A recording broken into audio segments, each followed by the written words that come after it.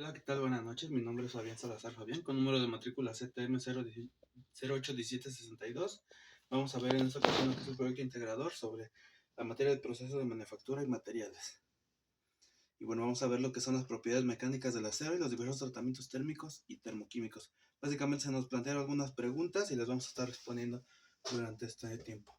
La primera es cómo se genera la viruta. Y bueno, tenemos que la viruta es el material que se desprende de una pieza cuando está sometida a un proceso de maquinado, realizado por tornos, presadoras o máquinas que penetren y cortan un material.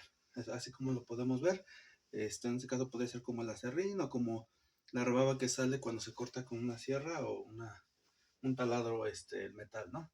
Y bueno, las siguientes, ¿cuáles son los 5 tipos de virutas y en qué consisten? Bueno, tenemos que la primera es la viruta continua. Esta suele surgir al cortar materiales dúctiles a grandes velocidades. La deformación del material se efectúa a lo largo de una zona de cizallamiento angosta llamada primera zona de corte. Ahí podemos ver el ejemplo de cómo se vería en este caso ese tipo de viruta, ¿no? El segundo es viruta de borde acumulado. Este consiste en capas del material de la pieza maquinada depositadas gradualmente sobre la herramienta. Al agrandarse, la viruta pierde estabilidad y termina por romperse.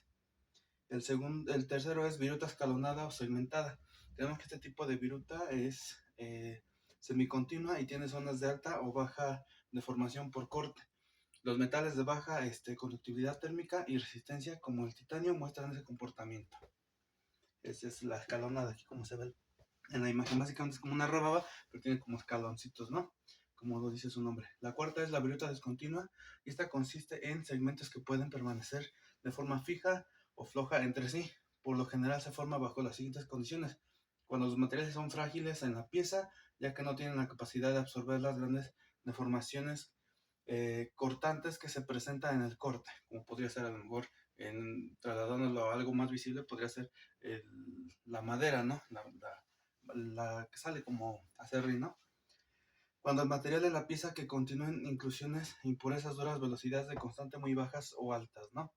La quinta es la viruta en forma de rizos. Este tipo de virutas desarrollan una curvatura al salir a la superficie de la pieza. Es la que comúnmente vemos cuando, por ejemplo, estamos realizando un trabajo con algún taladro, ¿no? Se ve como una tirita y se ve como en forma de rizo, ¿no? La siguiente pregunta es, ¿cuáles son las consideraciones para elegir los datos de corte correctos? Bueno, tenemos que la primera es la calidad de la superficie. Para lograr la calidad deseada en la superficie, al cortar se puede elegir entre varias herramientas con diferentes filos. La siguiente es la geometría de la herramienta de corte. Esto es la forma básica de la herramienta de corte. Es una cuña, la cual tiene dos superficies planas que delimitan un ángulo. Y la siguiente es el tipo de filo de la herramienta, ya que existen dos clases de herramientas de acuerdo al número de filos, las cuales son de filo único y de filos múltiples, ¿no? La siguiente es, ¿por qué son necesarias las fuerzas y la potencia? Y bueno, tenemos que son necesarias para llevar a cabo las operaciones de maquinado, tales como el torneado, fresado, taladro y limado, ya que no es lo mismo taladrar o meter al torno una pieza de aluminio a una de acero, a una de hierro. Entonces es diferente la fuerza y la potencia de la herramienta para trabajar cada uno de ellos, ¿no? Y bueno, aquí vemos lo que es el acero. Tenemos que el acero es uno de los materiales de fabricación y construcción más versátiles, adaptables y ampliamente usados en la actualidad. Sus propiedades pueden manejarse de acuerdo con necesidades específicas a través de tratamientos con calor, trabajo mecánico o aleaciones. Bueno, tenemos que la resistencia al desgaste. Tenemos que es la oposición que ofrece un material a dejarse erosionar cuando está en contacto de fricción con otro material. Esta propiedad permite que el acero se use como herramienta de corte. Esto es básicamente un ejemplo, por ejemplo, del desgaste, ¿no? El óxido. O sea, ahí cuando queremos manejar o perfeccionar a lo mejor algún acero o algún metal, se utilizan a lo mejor algunas aleaciones para evitar ese tipo de cosas, ¿no?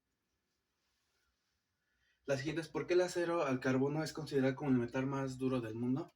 Tenemos que esta aleación común de hierro y carbono ha estado en producción durante siglos y tiene un puntaje alto en las cuatro cualidades que definen la resistencia. Tiene un límite elástico de 260 megapascales, una resistencia a la atracción de 580 megapascales, tiene un puntaje de aproximadamente 6.0 en la escala de Mohs y es altamente resistente al impacto. Y es por ello que es lo más utilizado en la actualidad.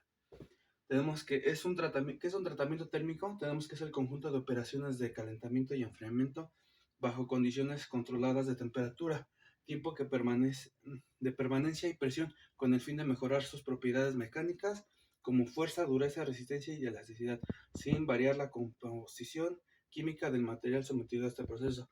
Aquí en el caso personal, pues en donde yo trabajo es una industria metalúrgica y podemos ver este tipo de proceso con el blog. Los blogs de un carro que utilizamos se hace a través de aluminio, pero el aluminio sin este tipo de tratamiento es muy maleable, se puede incluso llegar a romper, pero aquí se somete a un tratamiento térmico de aproximadamente 480 grados centígrados. Entonces, de ahí se baja se enfría la pieza y después se vuelve a someter a otro tratamiento térmico de casi 280 grados y ya de ahí sigue el enfriamiento total, pero ya la pieza ya está completamente dura, ¿no? Y bueno, ¿en qué se aplica el revenido? Tenemos que en el revenido se calienta el acero templado llamado martensita hasta alcanzar cierta temperatura para reducir las tensiones o falta de dureza que tiene este material. De este modo se evita que el acero sea frágil, aunque se sacrifica un poco de dureza, después el enfriamiento se realiza generalmente en un par de horas. La siguiente es que es la cementación. Bueno, este es un tratamiento térmico que se realiza al acero de bajo carbono que contiene menos de 0.25% de carbono y que no está templado, con el objetivo de aumentar sus niveles de este material grafito más del 0.8% en la capa superficial.